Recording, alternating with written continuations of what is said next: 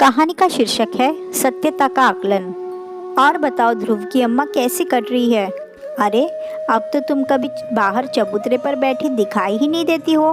वैसे होता तो ये है कि बहू के घर में आ जाने से सासों का घूमना फिरना ज़्यादा बढ़ जाता है, मगर तुम्हारे मामले में तो लगता है कि उल्टी गंगा ही बह रही है।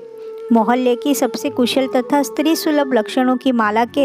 हर एक मोती को बड़ी ही कसावट के साथ सुसज्जित किए हुए सुमन बहन जी ने बड़ा ही स्नेह दिखाते हुए एवं संदेह भरी नजरें या कह लो कि घूरते या टटोलते हुए ध्रुव की अम्मा को ये प्रश्न रूपी तीर मारा।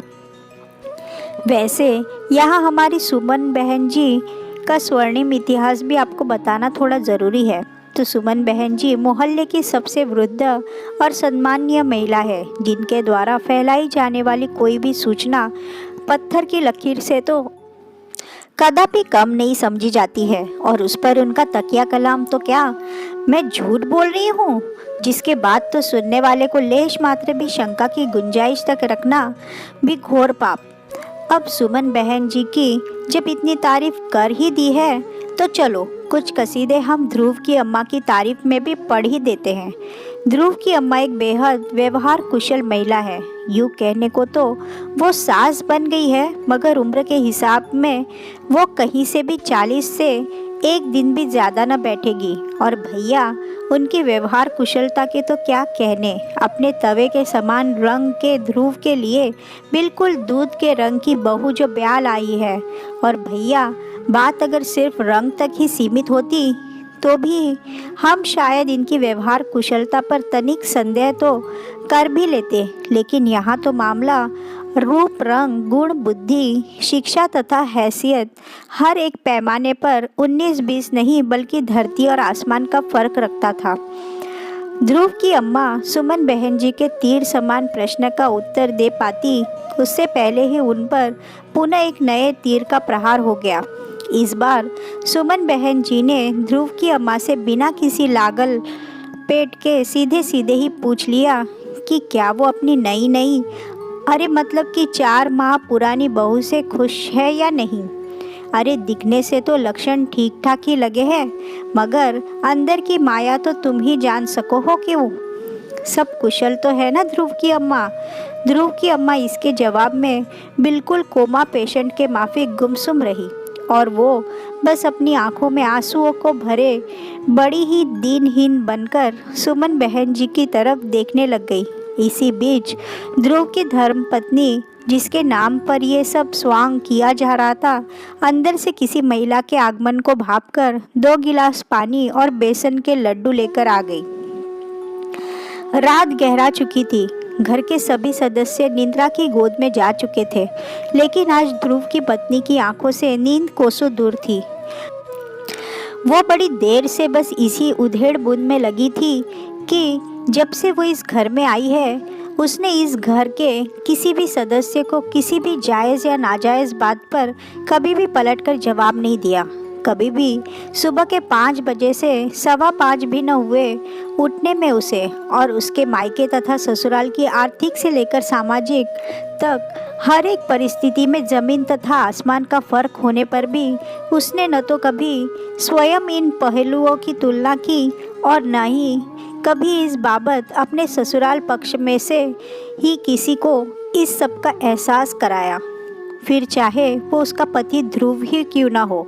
पर इतना सब करते हुए भी आखिर उससे कहाँ और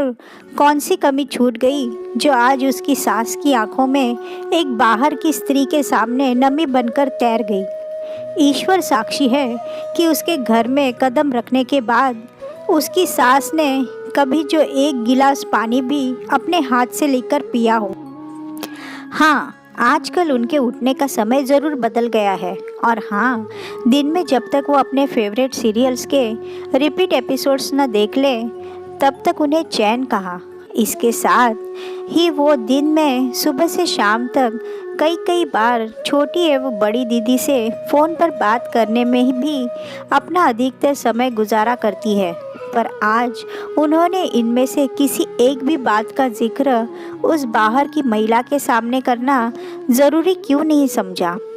इन्हीं आत्मा को छलनी कर देने वाले अनगिनत प्रश्नों से घिरी ध्रुव की पत्नी को अगले पल अचानक ही अपनी माँ का ख्याल आ गया, जिन्होंने अभी पिछले महीने ही अपने हमसफ़र को खोया था और जो ठीक से सिर्फ इसलिए रोई भी नहीं कि उनके इकलौते बेटे को उच्च रक्तचाप की समस्या है, तो उनकी बड़ी बेटी को शुगर की बीमारी और उनकी सबसे छोटी संतान यानी कि मैं, जिसको शादी के 1 माह बाद ही चिकन पॉक्स ने जकड़ लिया, जिसके चलते इस बात का ध्यान कि मेरा शरीर अभी कमज़ोरी से उबरा नहीं, सिर्फ और सिर्फ मेरी माँ को है। जब सोचती हूँ तो सिहर उठती हूँ कि आखिर कैसी होती है ये माँ, जो अपने बच्चों की इतनी चिंता करती है कि अपने आंसुओं को भी अंदर ही अंदर पी लेती है कि इस कारण कहीं उनके बच्चों की हानि न हो जाए। और एक ऐसी भी औरत है जिसे ईश्वर की कृपा से कोई दुख दर्द नहीं,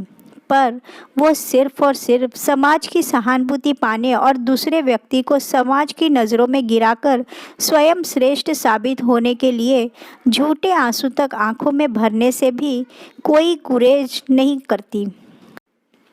सोच की अत्यंत गहरी होती जा रही खाई में वो डूबती ही जा रही थी कि तभी उसके पति ध्रुव की नींद टूट गई और उसने अपनी पत्नी को यूँ आधी रात में जागते हुए देखा तो पूछे बिना न रह सका कि आखिर वो इतनी रात गए क्यों जाग रही है और किस चिंता में डूबी हुई है। हालांकि वो अपने पति ध्रुव से हमेशा की तरह ही आज भी कुछ नहीं छुपाना चाहती थी, मगर चाह कर भी उसे बस इस ख्याल ने बड़ी ही दृढ़ता के साथ कुछ भी बताने से रोक दिया कि कहीं उस पर भेदभाव का ये आरोप न लगा दिया जाए कि वो अपनी माँ को श्रेष्ठ और अपनी सास को सिर्फ नीचा दिखाने की मंशा से ये सब बातें बना रही है, या ध्रुव की माँ पर ये झूठा इल्ज़ाम लगा रही है। भेदभाव कौन जाने कि भेदभाव उसकी सास द्वारा किया जा रहा था, उसके और उसकी नंदों के बीच, जिनके ध्रुव की माँ फ़ोन पर धीमे स्वर में घंटों बातें किया करती थी,